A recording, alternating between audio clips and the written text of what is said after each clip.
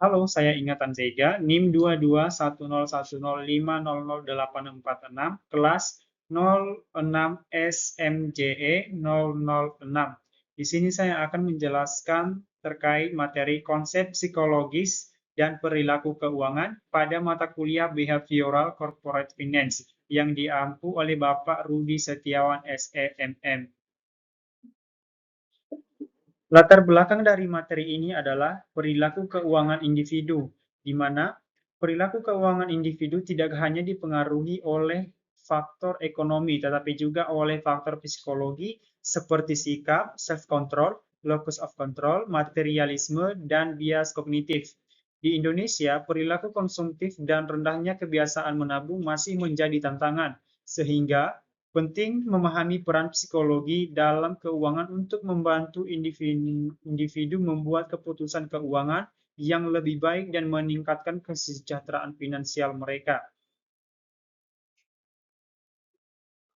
Definisi psikologi keuangan adalah bidang ilmu yang mempelajari bagaimana pikiran, emosi, kepribadian, dan bias kognitif seseorang memengaruhi keputusan serta perilaku keuangan mereka seperti menabung, berinvestasi, atau berbelanja.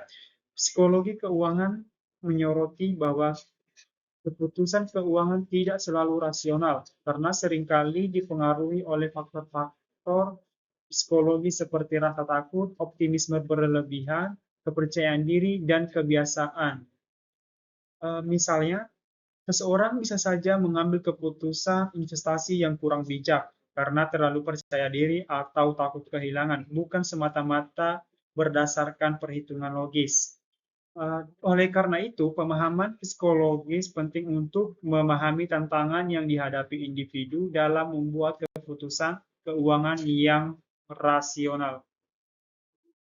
Hubungan perilaku dan keputusan keuangan sangat berpengaruh terhadap keputusan keuangan yang mereka ambil. Faktor-faktor psikologi seperti self-control, locus of control, atau keyakinan akan kendali atas hasil, sikap terhadap uang, dan perilaku materialisme sangat memengaruhi perilaku keuangan.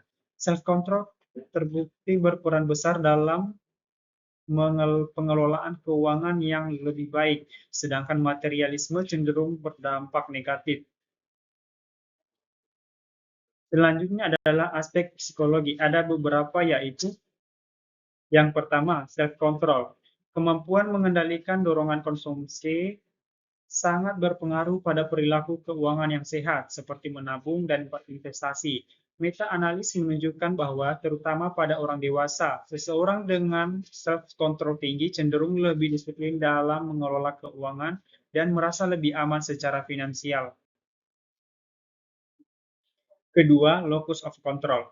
Jika seseorang percaya bahwa nasib keuangannya ditentukan oleh usahanya sendiri atau internal locus of control, ia cenderung lebih bertanggung jawab dan aktif mengelola keuangan. Sebaliknya, jika merasa keuangan ditentukan oleh faktor eksternal, ia cenderung pasif dan mudah menyerah.